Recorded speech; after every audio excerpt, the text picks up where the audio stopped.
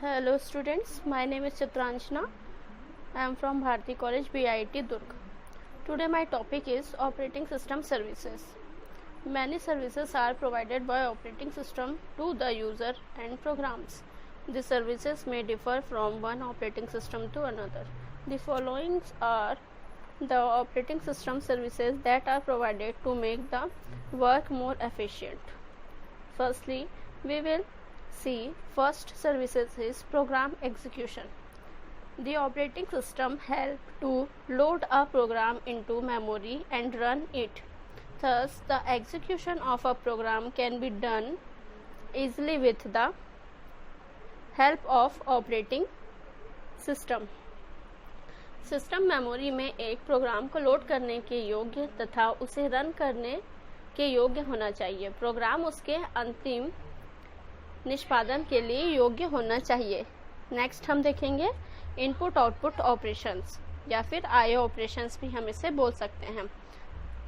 इसमें हम each running programmes में request for IO operations and for efficient and protection the users cannot control input output devices directly and thus the operating system must provide some means to do input output operations. हम जानते हैं कि operating system क्या करता है, जो हमारे input output devices हैं उनको मैनेज करता है.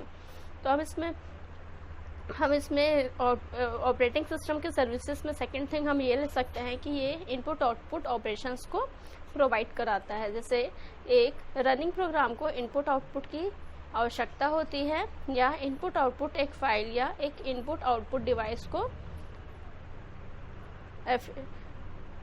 एफिशिएंट करता है. किसी विशेष डिवाइस के लिए विशिष्ट कार्य की मांग की जाती है. उसके सक्षमता और उसके बचाव के लिए यूजर सीधे ही कंट्रोल इनपुट आउटपुट डिवाइसेस उपयोग नहीं करता. इसलिए ऑपरेटिंग सिस्टम को कुछ इनपुट आउटपुट को व्यवस्थित करना पड़ता है. मतलब हम डायरेक्टली इनपुट आउटपुट में नहीं दे सकते अगर ऑपरेटिंग सिस्टम में इसकी सेटिंग और उसके यूजर्स के अकॉर्डिंग उसको मैनेज ना किया जाए तो. नेक्स्ट हम देखेंगे third file system manipulation. Files are the most important part which is needed by programs to read and write, and files may also created and deleted by names or by the programs. File system manipulation program की आवश्यकता के अनुसार file को read करता है तथा right करता है. आवश्यकता अनुसार नाम के आधार पर फाइलों को निर्माण किया जाता है या फिर उसे हटाया जाता है. नेक्स्ट हम देखेंगे communications. Many times one process need to exchange information with another process. This exchange of information can take place between the processes executing on the same computer, or the exchange of information may occur between the process execution on the different computer system tied together by a computer network. हम जानते हैं कि communication क्या होता है. Communication means हम जब अपने इंफॉर्मेशंस को एक सिस्टम से दूसरे सिस्टम में एक्सचेंज करते हैं तो उसे उसे कम्युनिकेशन कहा जाता है. कम्युनिकेशन वह एक प्रोसेस होता है जिसमें हम एक इंफॉर्मेशन को एक सिस्टम से दूसरे सिस्टम में उसे एक्सचेंज किया जाता है या फिर एक प्रोसेस की ज़रूरत होती है जिसमें हम इंफॉर्मेशंस को एक प्रोसेस से दूसरे प्रोसेस में चेंज करते हैं. The exchange of information can take place between the processing executing is called communication. इस सर्विसेज में एक प्रोसेस आवश्यकता पड़ने पर सूचना को दूसरी प्रोसेस में आदान प्रदान करता है. कम्युनिकेशन को शेयर मेमोरी के द्वारा यह मैसेज पासिंग की तकनीक के द्वारा इम्प्लीमेंट किया जा सकता है. इस प्रकार की तकनीक में सूचनाओं के पैकेट्स ऑपरेटिंग सिस्टम के द्वारा प्रोसेस के बीच में भेजे जाते हैं.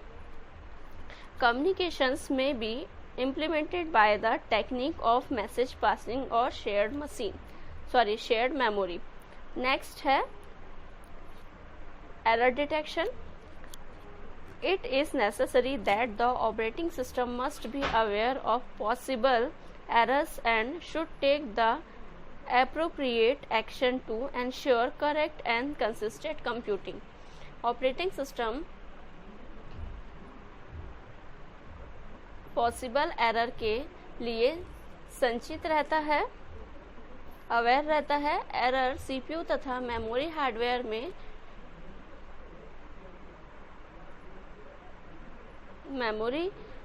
हार्डवेयर में घटित हो सकती है और इनपुट आउटपुट डिवाइसेस से यूजर प्रोग्राम में भी प्रोसेस हो सकती है। हर प्रकार की प्रॉब्लम्स के लिए ऑपरेटिंग सिस्टम को सही एक्शन लेना चाहिए। नेक्स्ट हम देखेंगे, इसे हम बोल सकते हैं फंक्शंस ऑफ ऑपरेटिंग सिस्टम, या फिर हम इसे भी ऑपरेटिंग सिस्टम के सर्विसेज बोल सकते हैं। Operating systems provided many functions for ensuring the efficient operations of the system itself. The various functions are listed as under. First is resource allocation, next is accounting and the last is protection. इसे हम operating system के services भी बोल सकते हैं या फिर हम इसे फंक्शंस ऑफ ऑपरेटिंग सिस्टम भी बोल सकते हैं। फर्स्ट हम देखेंगे resource allocation. Sometimes multiple jobs are running at the same time and resources must be allocated to each of them. The different resources are managed by the operating. जब multiple users या multiple job एक ही समय पर run होते हैं तो प्रत्येक के लिए रिसोर्स एलोकेशन होना चाहिए। ऑपरेटिंग सिस्टम के द्वारा विभिन्न प्रकार के रिसोर्स मैनेज किए जाते हैं, जैसे कि सीपीयू साइकिल में मेमोरी और फाइल स्टोरेज विशिष्ट लोकेशन कोड रखते हैं, जबकि दूसरे जैसे कि इनपुट आउटपुट डिवाइसेस इस सामान्य रिक्वेस्ट तथा रिलीज कोड रखते हैं। नेक्स्ट हम देखेंगे accounting. Operating system may also be used to keep track of the various computer resources and how much and which users are using these resources.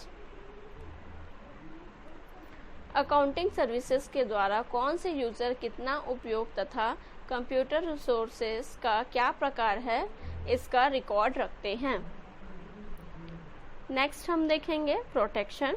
Protection ensures that all access to the system resources is controlled when several processes execute concurrently.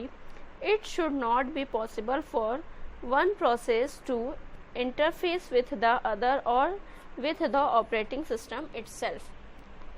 सूचनाओं के admin अपनी सूचनाओं को एक multi user computer system में store रखते हैं और वह उन पर कंट्रोल चाहते हैं जो कि प्रोटेक्शन सर्विस के द्वारा संभव होते हैं। प्रोटेक्शन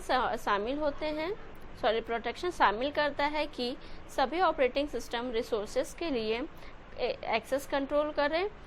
सिक्योरिटी भी एक महत्वपूर्ण कॉन्सेप्ट है। प्रत्येक यूजर के साथ सिक्योरिटी प्रारंभ की जाती है तथा उसका एक पासवर्ड होता है जो कि रिसोर्सेज को एक्सेस करने के लिए लागू किया जाता है। Thank you.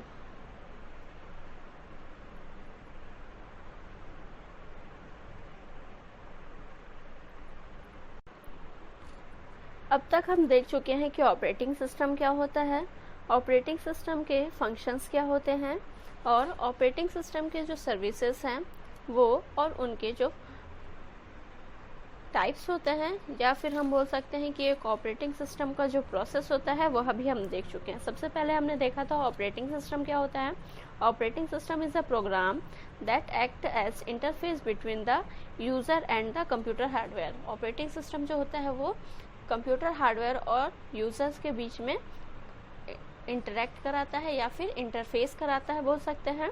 और ऑपरेटिंग सिस्टम हमें एक इन्वायरमेंट प्रोवाइड करता है जिससे प्रोग्राम जो है वो एग्जीक्यूट हो सकते हैं।